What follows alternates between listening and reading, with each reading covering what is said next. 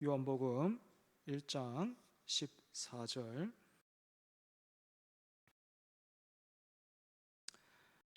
요한복음 1장 14절 같이 읽습니다. 시작. 말씀이 육신이 되어 우리 가운데 거하심에 우리가 그의 영광을 보니 아버지의 독생자의 영광이요 은혜와 진리가 충만하더라. 아멘. 지금 이제 우리가 오후 예배에 살피고 있는 이 기독교 교리, 지난주에는 죄, 또 하나님의 우리와 또 맺으신 그 언약에 대해서 살펴봤는데, 이 내용을 우리가 살피면서 기억해야 할 것은요, 성경은 이렇게 말한다는 겁니다.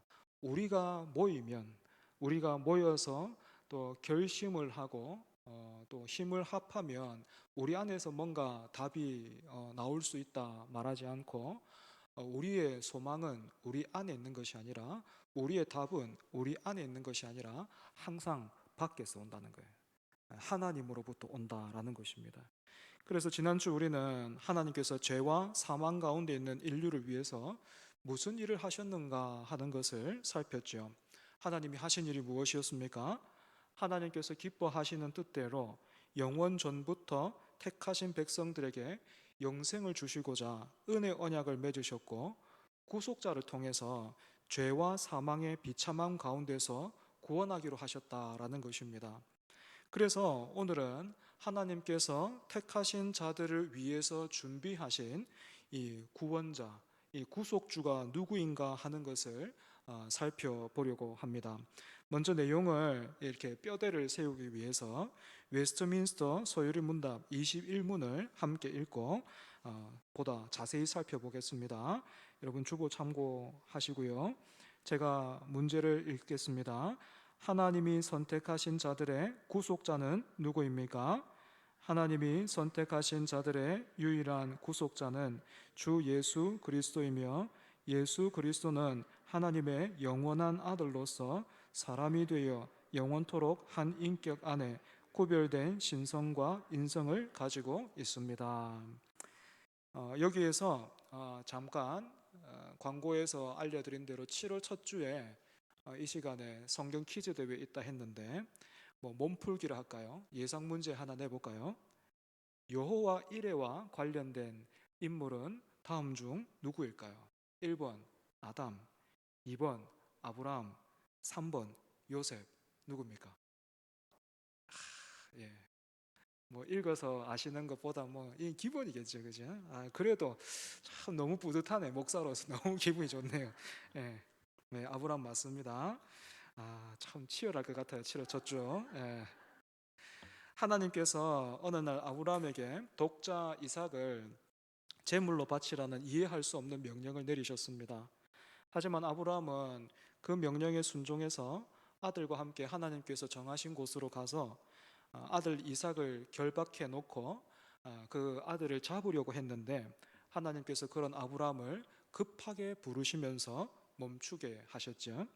그리고는 아브라함이 주변을 살펴보니까 마침 뿔이 숲풀에 걸려 있는 그 순양 한 마리가 있어서 그 순양으로 하나님 앞에 제사를 드렸고, 그 땅의 이름을 여호와께서 준비하신다라는 이름으로 여호와 이레 이렇게 불렀습니다. 이렇게 아브라함과 이삭을 위해서 순양을 준비하신 하나님이 택하신 백성들을 택하신 백성들에게 영생을 주시고 죄와 사망에서 구원하시려고 유일한 구속자를 준비하셨습니다. 여기에서 유일하다라는 말의 의미는 그 단어 그대로 단 하나뿐이다라는 말도 되겠지만, 권위가 있다라는 의미도 있습니다. 그래서 하나님께서 우리를 위해서 준비하신 유일한 구속자에 대해서 우리가 함께 읽었던 소유리 문답은 이렇게 소개하고 있죠. 주 예수 그리스도, 이렇게 소개하고 있습니다. 먼저는 제일 앞에 나오는 이 주라는 단어를 한번 생각해 본다면, 이 말은 예수님과 예수님을 주로 부르는 사람들이 어떤 관계에 있는가 하는 것을 보여주는 단어입니다. 예수님을 주님이라고 부르는 사람들은 당연히 예수님의 종이 되겠죠, 그죠?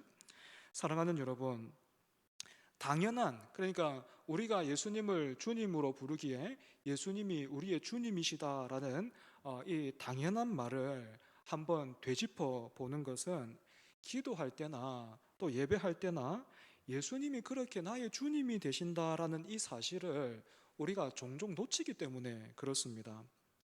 히브리서 11장 6절을 보면 믿음이 없이는 하나님을 기쁘시게 하지 못한다 이렇게 되어 있습니다. 그런데 이 믿음은 우리 편에서의 어떤 간절함과 진심과 열심과 결단을 말하는 것이 아니라 하나님이 계신 것을 믿는 것, 즉 하나님이 어떤 분이신지를 아는 것을 의미하고 있습니다. 그리고 하나님을 알면요, 알수록 동시에 나 자신에 대해서도 더 많이, 더 잘 알게 되는데, 이 두 가지의 암, 그러니까 하나님을 아는 것과 또 내 자신을 아는 이 두 가지의 알을 두고 팡세는 이렇게 말을 했습니다. 자신의 비참함을 모른 채 하나님을 아는 것은 오만을 낳는다. 하나님을 모르고 자신의 비참을 아는 것은 절망을 낳는다. 예수 그리스도를 아는 것은 그 중간 상태를 만들어내는데 우리가 거기에서 하나님과 우리의 비참을 발견하기 때문이다. 사랑하는 여러분, 하나님이 저와 여러분을 위해서 구속자를 허락하셨는데 그 구속자를 우리에게 어떻게 소개해 주고 있습니까? 바로 주님입니다. 주님. 그런데 여러분, 성경이 기록되던 당시에는 예수님이 아니라 이미 다른 존재가 사람들로부터 주님이라고 불리고 있었어요.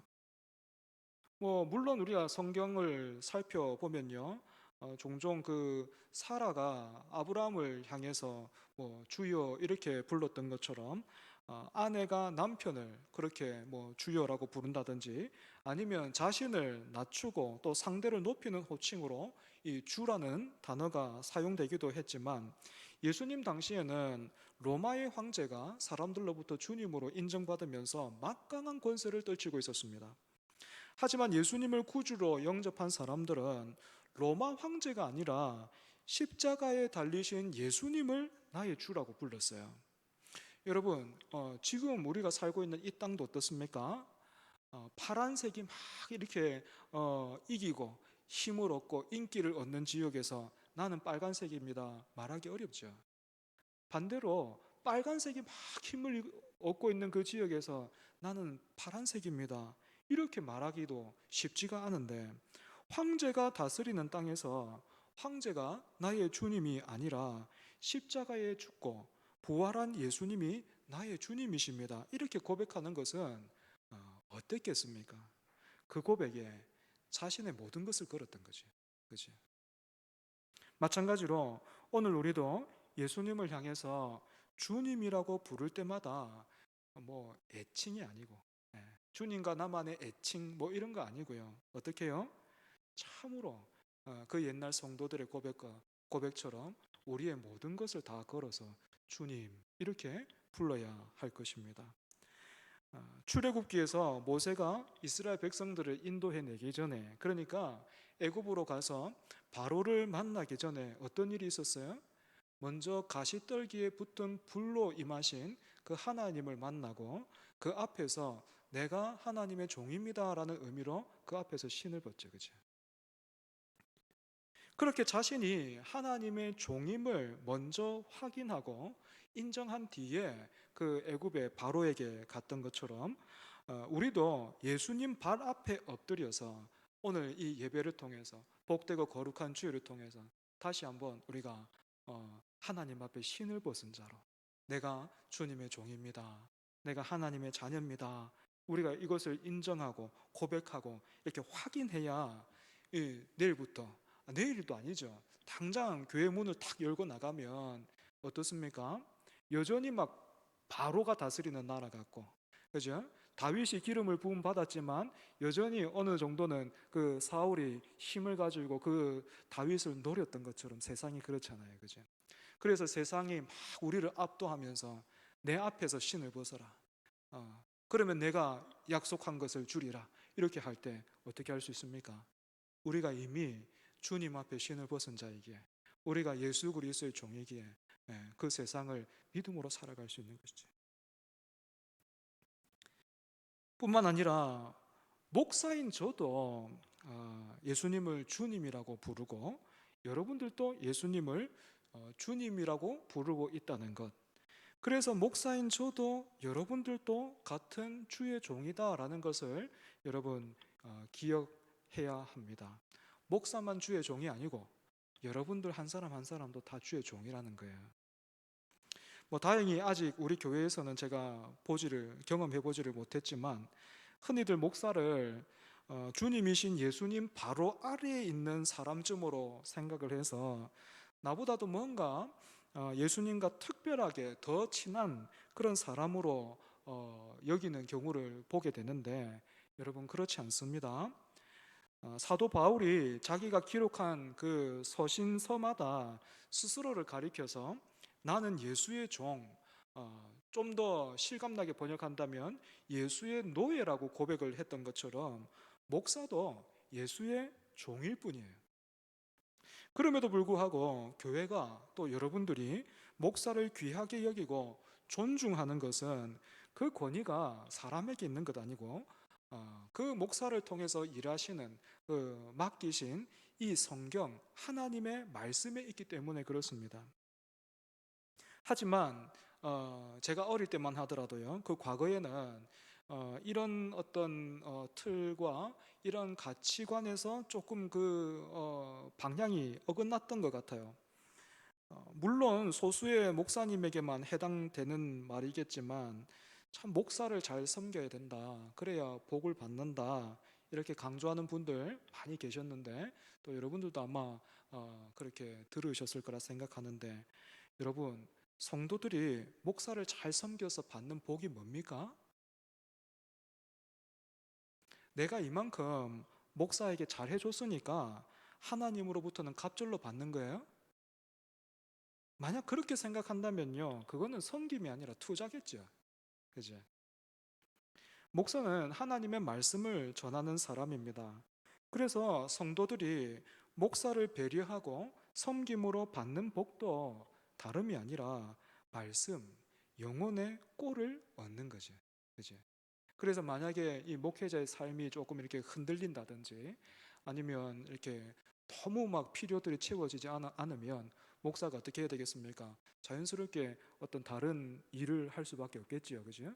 그렇게 되면 이 말씀을 준비하는 일에 이 말씀에 투자하는 그 시간이 상대적으로는 부족하고 또 열악해질 수밖에 없기 때문에 어떤 그런 어려움들을 성도들이 같이 당하게 되는 거예요.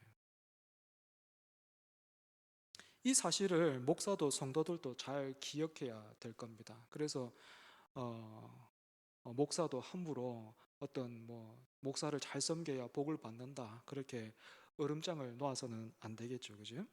두 번째로 우리는 예수님의 이름 그 자체를 한번 생각해 봐야 합니다. 예수라는 이름의 의미가 무엇입니까? 자기 백성을 그들의 죄에서 구원할 자라는 뜻이죠. 그런데 예수님이 이 땅에서 그 마리아를 통해서 오셨을 때는 예수라는 이름이 참 흔한 이름이었습니다.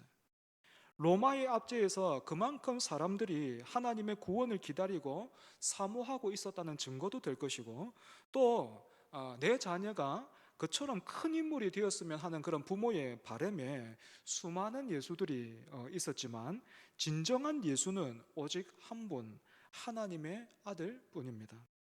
그래서 다른 예수들에게는 붙일 수 없는 직분이 예수님의 이름 뒤에는 따라오고 있죠. 그것이 무엇입니까? 그리스도입니다.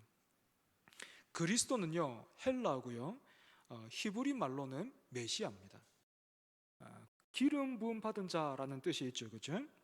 이스라엘의 역사를 보면 선지자, 왕, 제사장이 기름 부음을 통해서 세워졌는데 예수님이 오시기 전에는 그렇게 각각의 그리스도가 필요했고 또 그 역할을 맡은 사람들이 각자의 역할을 잘 감당해야만 백성들이 평안을 누릴 수 있었다면 예수님이 오신 뒤에는 다른 그리스도가 필요가 없고 오직 예수님 한 분이면 충분하게 된 것입니다. 예수님이 그리스도이시다 하는 이 내용은 후에 보다 더 한번 잘 자세하게 살펴보기로 하고 다시 소요리 문답의 내용으로 들어가 보면 예수님에 대한 소개가 이렇게 이어지고 있습니다. 예수 그리스도는 하나님의 영원한 아들이시다. 이렇게 되어 있습니다. 이 내용에 대해서는 제가 몇 번이나 설명을 한 적이 있기 때문에 이제는 우리 안에 오해가 없을 줄로 압니다. 성경은 분명히 예수님을 하나님의 아들로 소개하고 예수님도 하나님을 아버지라고 부르셨습니다. 그렇다고 해서 성부, 성자가 부자지간인가 하면 그렇지 않다라고 했죠. 그죠? 지난주 우리가 영원이라는 이 개념을 우리의 시간으로 이해해서는 안 되고 과거와 현재와 미래의 구분이 없는 하나님의 시간으로 이해를 해야 한다라고 말했던 것처럼 예수님이 하나님의 아들이라는 이 표현도 마찬가지예요. 인간의 시간으로 이 표현을 바라보면 성자 예수님이 존재하지 않은 적이 존재하지 않는 그때가 있는 것 같고, 그러면 성부는 성자를 어떻게 낳으셨는가 하는 이런 오해에서 비롯되는 그 질문들이 생기지만, 하나님의 시간과 우리의 시간이 다르다라는 것을 생각한다면 예수님이 하나님의 아들이시다라는 표현은 존재론적인 의미를 담고 있다는 것을 알 수 있습니다. 그래서 이 말은 예수님도 곧 하나님이시다. 예수님이 하나님의 아들이시다라는 말은 예수님도 곧 하나님이시다라는 뜻이 되는 겁니다. 그런데 이렇게 하나님이신 예수님이 택하신 백성들을 위해서 사람이 되셨으니까, 그래서 하나님이 되시는 일은 잠시 멈추어 두셨는가 하면 그것도 그렇지가 않고, 예수님이 하나님이 아닌 적도 없고 예수님은 언제나 참된 사람이심과 동시에 참된 하나님이시라는 거예요. 예수님이 이 땅에 오신 뒤부터는요. 왜 이렇게 복잡하고 어려운 존재가 되셨는가 하면 우리의 구속주가 되시기 위해서입니다. 왜 예수님은 참 사람이어야 했습니까? 사람이 죄를 지었으니까 그 죄값을 사람이 져야만 했기 때문에 그렇습니다. 하지만 아담의 후손들은 모두가 아담이 지은 원죄와 더불어서 스스로 범한 자범죄까지 있어서 누가 누구를 대표하고 누가 누구를 위해서 대신 죽을 수가 없었죠. 그래서 하나님은 전지전능하신 그 능력과 지혜로 무슨 일을 하십니까? 성령의 능력으로 성자 예수님을 마리아의 태를 통해서 사람으로 태어나게 하셨습니다. 예수님의 신성을 부인하는 사람들은 예수님이 노아처럼 당대에 너무 하나님 보시기에 잘 사니까 하나님이 그때부터 너는 내 아들 해라 이렇게 주장하기도 하지만, 만약 예수님이 그런 존재에 불과하다면 절대로 그런 예수는 우리의 죄를 대신 질 수도 없고 하나님의 공의를 무시하는 것이 되고 결과적으로 하나님의 은혜와 사랑을 축소시키는 그런 결과를 초래할 뿐입니다. 하지만 예수님은 우리와 같지만 아담의 후손이 아닌 그 성령으로 잉태됨으로 우리와는 다르게 죄가 없는 분이셨습니다. 그래서 예수님이 왜 사람이 되셨는가 하면 첫 번째 이유는 두 번째 아담이 되셔서 우리의 죄를 대신 지시기 위해서였고, 두 번째 이유는 우리와 똑같이 살면서 체휼하시기 위해서입니다. 여러분, 체휼이 무슨 뜻입니까? 체휼. 쉽게 말하면 그가 느끼는 것을 나도 느끼고 그가 아는 것을 나도 안다라는 거예요. 당연히 여기에서도 안다라는 말은 신체적으로나 정신적으로나 마음으로 다 아는 것을 의미하겠죠. 부모가 아무리 자식을 사랑해도 그 자녀가 아프거나 힘들면 대신 아파줄 수가 없는데, 우리 예수님은 우리를 사랑하심으로 그 아픔과 고통을 똑같이 겪으시되 죄는 없으신 것입니다. 그래서 저는 한때요, 예수님이 죄가 없다라는 이 말을 이렇게 이해했습니다. 나는 매번 죄에 이렇게 넘어지고 실패하는데 예수님은 죄가 없으시니까 이렇게 죄를 지은 내 심정은 아마도 모르실 거다, 그렇게 생각을 했어요. 죄 지은 내 비참함은 예수님도 모른다, 이렇게 생각했다는 거죠. 하지만 여러분, 죄는 해본 사람이 더 안다고 죄는 내가 더 많이 지었으니까 죄는 내가 더 잘 알아 하는 것도 사실은 우리의 착각이에요. 예수님만큼 죄를 아는 분은 아무도 없어요. 어째서 그렇습니까?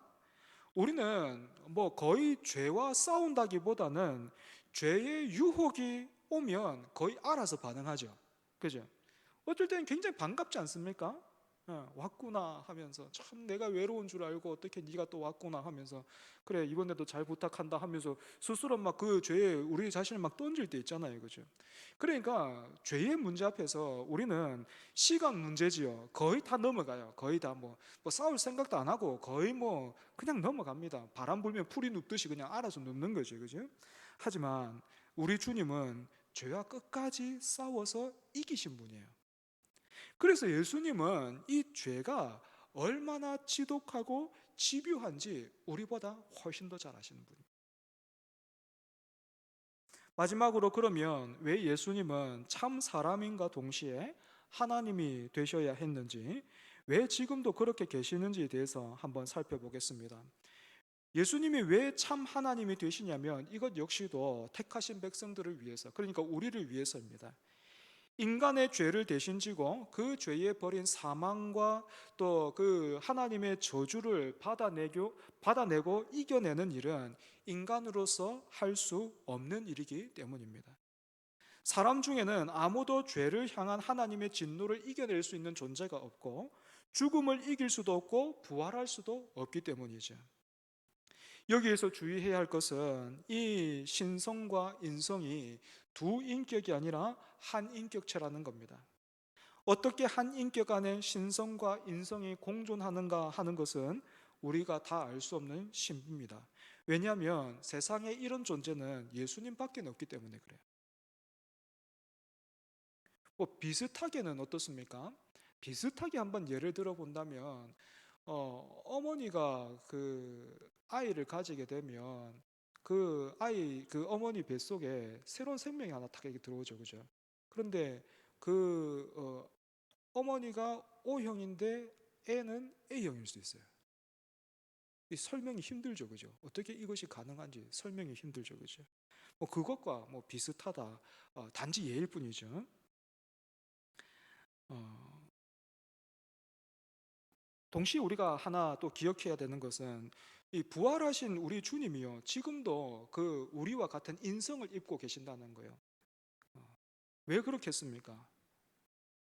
우리를 위해서 죄를 짊어지시고 뭐 죽으시고 다 하셨잖아요. 그러면 우리가 퇴근하면 집에서 가가지고 옷을 탁 벗어서 갈아입는 것처럼 아유 할 일 다 했다 하면서 인성을 탁 벗으실 만도 한데 그 인성을 지금도 그대로 입고 계신단 말이에요. 그대로 계신다는 거예요. 왜 그렇습니까? 이것 역시도 택하신 백성들, 우리를 위해서 그렇습니다. 예수님은 이 땅에서 살아가는 우리를 위해서 간구하시기 위해서 여전히 우리의 대표가 되셔서 하나님 앞에서 우리를 위해서 중보하고 계시는 것입니다. 말씀을 정리하겠습니다. 다른 종교에서 말하는 신은요, 절대로 오늘 우리가 살펴본 것처럼 사람을 위해서 이런 일을 하지 않습니다. 신이 인간을 위해서 죽는 것은 있을 수가 없다라고 여기는 거죠. 물론 간혹 신화를 보면 신이 인간을 찾아오고 함께 하는 어떤 일들이 있기는 한데 그 동기를 보면 어떤 뭐 욕심이거나 불륜이기 때문에 그 마지막에 좋지를 못해요. 반대로 인간이 신의 그 자신의 한계를 넘어서 신에게 가까이 가거나 신처럼 되는 그런 이야기도 있기는 하지만 그래서 그런 이야기를 통해서 세상은 영웅을 만들어내기도 하지만 그런 영웅의 모습은 사람을 질책할 뿐이지 너도 저렇게 해라 왜 안 되냐 저렇게 돼야 될 것 아니냐 하면서 질책할 뿐이지 실제로 돕지는 못합니다. 하지만 하나님은 택하신 백성들을 위해서 구속주를 허락하시되 그 방식이 어떻습니까? 은혜요, 사랑이죠. 그리고 이 은혜와 사랑은 과거형이 아니라 언제나 현재이고 갈수록 더욱 크고 풍성해집니다. 이 은혜 속에서 왜 예수밖에는 없는가? 왜 예수가 답인가? 묻고 도전하는 세상에서 하나님의 은혜와 지혜와 능력을 증거하는 저와 여러분 되기를 바랍니다. 기도하겠습니다. 하나님, 우리에게 하나님과 같은 그런 능력이 있다면 우리는 절대로 일을 이렇게 하지 않을 것 같은데 참으로 하나님은 우리를 얼마나 사랑하시고 원하시기에 이처럼 그 능력으로 사람이 되십니까? 사람으로 찾아오셔서 지금까지도 우리의 대표로서 하나님 앞에서 우리를 위해 중보하시며 우리의 의가 되십니까? 하나님의 그 행하신 그 일들을 우리가 더욱더 깊이 알고 사모하게 하여 주시옵소서. 그래서 오늘 우리가 오전에 예배를 함께 드리면서 살아있는 신앙이 늘 듣고 배우는 것임을, 끝까지 듣고 배우는 것임을 함께 나누었는데, 하나님, 우리가 세상의 지혜뿐만 아니라 우리 주님 주 예수 그리스도를 향해서도 그 지식과 사모함이 날로 날로 깊어지고 커져가게 하여 주시고 튼튼하게 하여 주시옵소서. 그래서 왜 예수밖에는 없는가, 왜 예수뿐인가 라고 묻고 도전하는 세상 속에서 다른 것이 아니라 예수 그리스도 그 복음의 증인으로서 우리가 살아갈 수 있도록 주여 우리에게 믿음과 은혜를 더하여 주시옵소서. 사랑하는 우리 성도들, 하나님, 이제 집으로 돌아갑니다. 돌아가는 발걸음을 주님께서 지켜주시고 또한 남은 시간들 하나님 앞에 쉼을 누리게 하시고, 하나님 앞에 또 하나님께서 보내신 또 시작하게 하시는 새로운 한 주간 우리가 하나님 앞에 신을 벗은 자로 예수 그리스도의 종으로 종답게 살아가는 우리 모두 되게 하여 주옵소서. 예수님 이름으로 기도합니다. 아멘. 축도로